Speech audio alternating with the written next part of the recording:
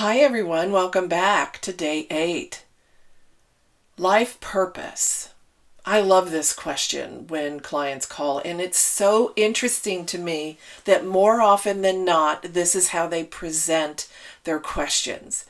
Remember, from the very beginning, I shared with you that I ask people what I can help them with, what their intention is. And sometimes this is what happens. And I just sit in my chair and I smile. Well, Laura, I'd like you to look at the reason I'm having headaches, and then maybe if we have time, I'd like you to look at my husband or maybe my child, or, if we really have time, we can look at the dog or the cat. But I'm having some issues with X, Y, or Z, and they describe that a little bit or not. And then when they're ready to run out of breath, they say, and maybe we can talk about my life purpose and why I'm here. And I just smile because that truly is the most important thing that's on their heart, and everything else sits on top of that. So today we're going to talk about life purpose. Not necessarily how to find it, because that is the hero's journey, as Joseph Campbell said. What I want to talk about is what I call the life purpose radius. And the life purpose radius is a directional quality that is inherent within each individual. It internally drives your inspiration to contribute to your life as well as to the outer world. It triggers 3 different phases of what I call levels of enlightenment. And let me segue for just a moment. There are lots of different levels of enlightenment that we all work on, and those levels train us, teach us, challenge us to awaken, to be better, to remember. One level is transactions. We transact with the world around us. We buy groceries, we pay money. We go to college, we pay money, we get knowledge. Then there's transformation. Then there's transcendence. So you have transaction, transformation, and transcendence.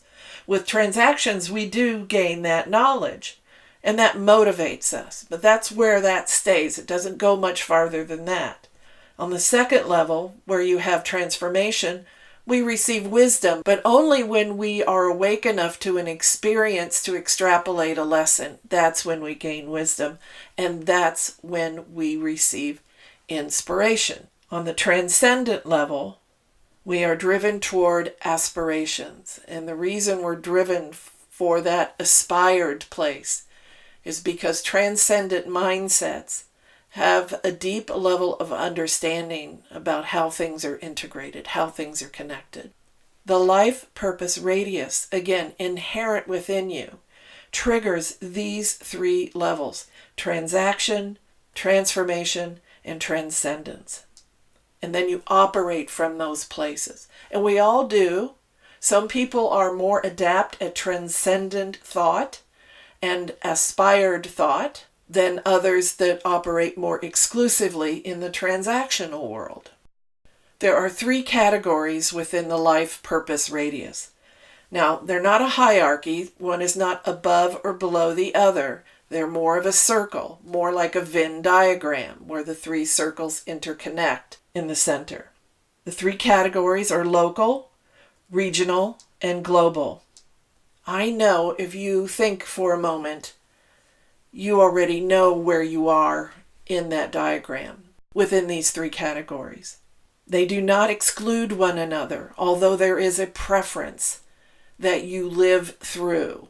It's where you know you belong, and we're all seeking our place of belonging, as Sue Monk Kidd says, the author of The Secret Life of Bees.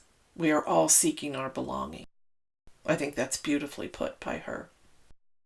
With a local life purpose radius, you're so content at the local level. You work in your community gardens. In fact, you build them throughout the neighborhoods. You help orchestrate at schools and churches and synagogues or mosques. You work with the community, and that is your life and perhaps even your livelihood. that you're a community organizer. You take care of the family. That's where you belong in the home, whether you're a man or a woman. You just know that it's your nest. And the people that you touch there, maybe going out into the world in their later years of life, you as a local person within your community empowering other people will help them be inspired and aspire to go change the world. An individual with a regional life purpose radius works in the region. My father was regional. He's a Presbyterian minister, a doctorate in theology, a history major, and he worked in Christian education teaching teachers how to teach teenagers. Not an easy job, but he was the perfect guy because he was always about joy and play. And he worked in a 3 to 4 state radius around our very small little town. He was so happy. He was so content. And contentment is the key feeling to know that you're in alignment with your life purpose radius. The third category is global. My mother was global. She grew up in the 20s and 30s in the Dust Bowl in the tiniest little town in western Nebraska. When we were younger and we lived in Ohio where I grew up, she was a special needs teacher at the high school. But there was something inside of her. She knew she had to see the world. I mean, it was an ache in her. A good ache. But it was an ache that she had to do that. So in 1968, she bought a list, what we would call today an email list, but it was a paper-typed list, mimeograph, if any of you remember those, mimeograph machines.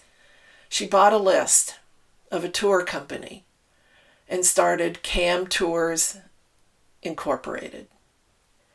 And the woman made her life purpose come alive.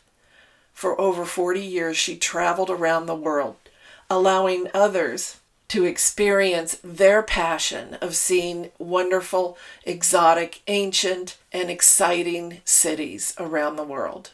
At the age of 70-something, she and my father were still sliding down the glaciers of Antarctica.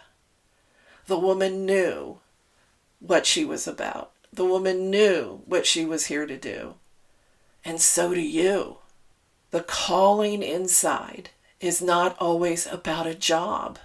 In fact, it rarely is. The job, the career, the service is an outpicturing of your life purpose radius, the scale and scope that you know you're here to achieve. Our desires, when we connect with what's out there socially, can drive us into thinking that we're supposed to, stay at home and build those community gardens, or go out into the world and be famous, or, just go travel and trek the mountains of the Himalayas. But is that really what's in your heart? And that's the location within your body that you'll find the conscious mind that holds the key to your life purpose radius. Again, it's not about a job. Dial it down, make it simple. Are you more comfortable in your community with occasional trips out into the world? I know people, and I'm sure you do too, that hadn't lived outside of their county, in their state, or out of their country their entire life. I met the most beautiful woman in Hawaii when I lived on Oahu. And Oahu's very small. It's 13 miles wide and maybe twice that long. And she hadn't been up to the North Shore in decades. A 45-minute trip at most in heavy traffic. But she didn't care. She was happy right where she was and very productive and contributory to her community. So it doesn't matter the scale or scope in your head. It matters in your heart if you're following the triggers, the impulses, the aspirations that you know are right for you. Because whether you're local, regional, or globally driven, you're going to change the world right where you are. When you live your life from this place, you will feel contentment.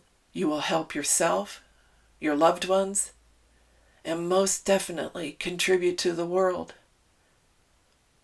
You can't contribute to the world if you don't feel content within yourself. Understanding your place of belonging is a key to that contentment.